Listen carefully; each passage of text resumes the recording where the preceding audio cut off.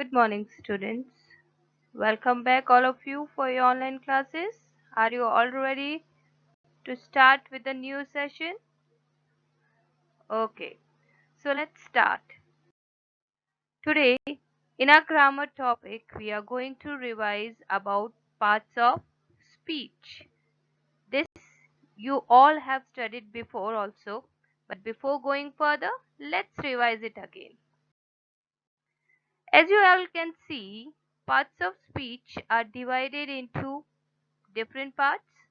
First, noun, pronoun, verb, adverb, adjective, conjunction, prepositions, and interjections. You all are familiar with all these words. So let's start with our first one, that is noun. Now, do you know what do you mean by noun? Noun refers to people, places, things, ideas, concepts, etc. But in the easier language, if I say noun is to name a person, place, animal, or thing. For example, Michael is a good boy. Melbourne is the best city. So Michael here is a name of a boy and Melbourne is a city's name. Now, if we move further, we have the next slide as types of nouns. The first type, as you can see, is concrete nouns. Concrete nouns are of two types, that is the common noun, proper noun. You must all be familiar with the common and the proper noun. Okay. Coming to the next, that is your abstract noun. If I say abstract noun, for example, drawback, fractions, holdout, uptake, joy, these all refers to the emotions, the different emotions. Next goes to the countable and the uncountable nouns. The things which we can count and the things that we cannot count comes under the countable and the uncountable nouns. The fourth one is our collective nouns. For example, school.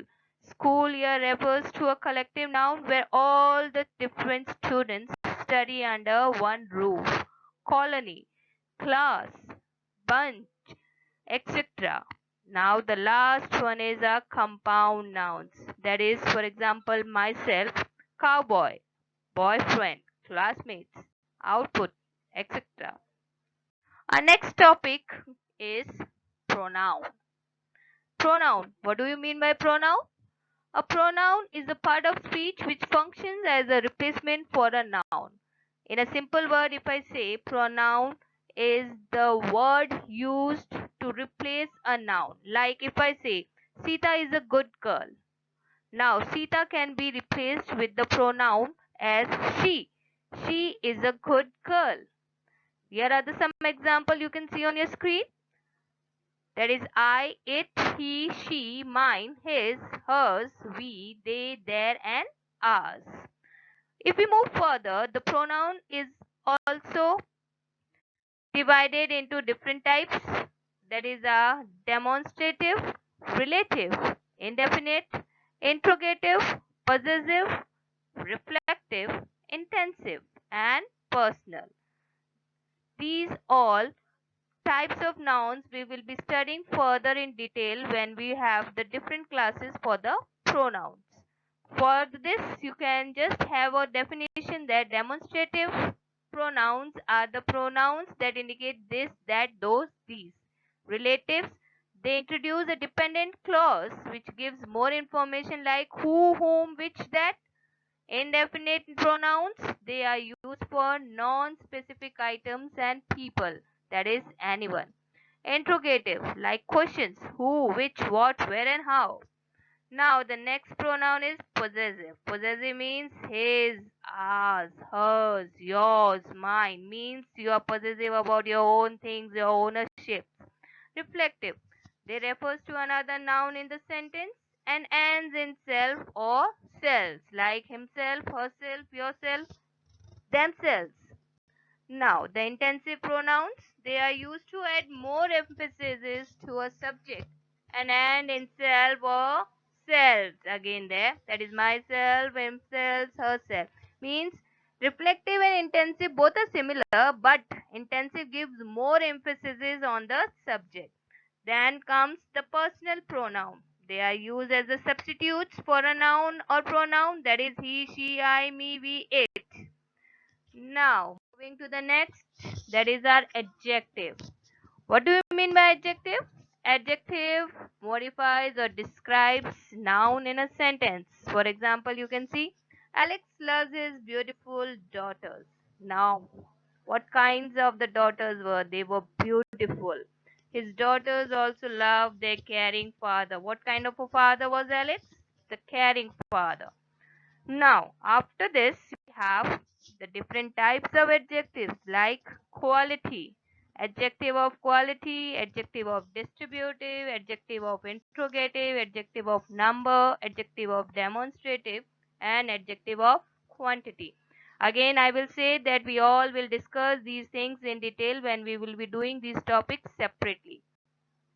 Now the next one is verb. Verb shows an action or an ongoing condition.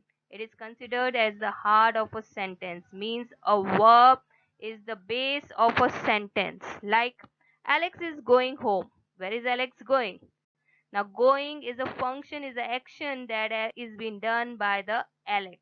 He loves his home. Means again the action is there that he loves his home. Now the verbs are also of different types. They are the principal verbs, transitive verbs, auxiliary verbs, primary, intransitive, and modals. Moving to the next category, that is your adverbs. Adverbs modify or describes adjectives. Verbs or other adverbs, it answers the question when, where, how, or how much. Like for example, he is running fast. How is he running? He is running fast. She always reads attentively. How does she read? She always reads attentively. Now the different types of adverbs. As you can see, adverb of time, frequency adverbs, adverb of place, adverb of manner, adverb of degree, reason adverbs, relative adverbs, and attitude adverbs. Their different definitions and examples are given here. You can study like adverb of time. It refers to the time, and these will give you the answers when. So, adverb of time gives you the answer when was the work done. Frequency adverbs, or you can say adverbs of frequency, these answers how often. The word how often is used there to put a question. For example, sometimes or regularly. Regularly. Now, adverb of place. These answers where. Where is the place there?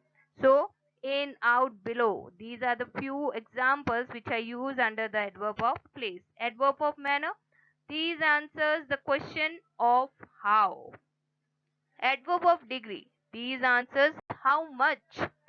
Reasons adverb. These answers why. That is, for example, consequently and resultantly. Relative adverbs.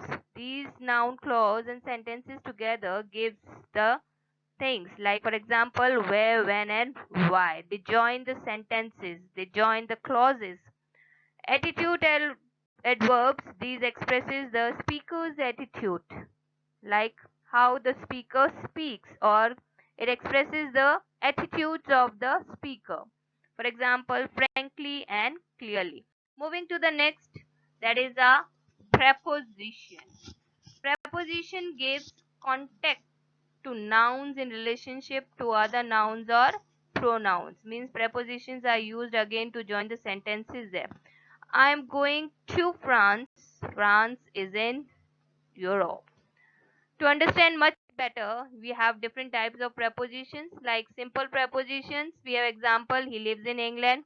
Compound preposition, the boy is running behind the thief, means two prepositions are used there, or one. It is only the one behind the thief.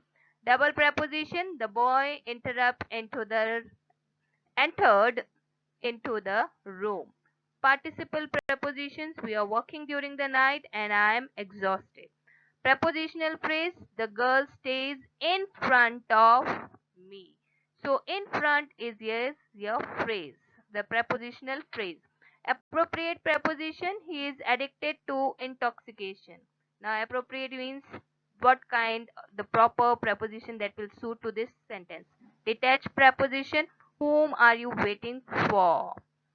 For whom you are waiting there.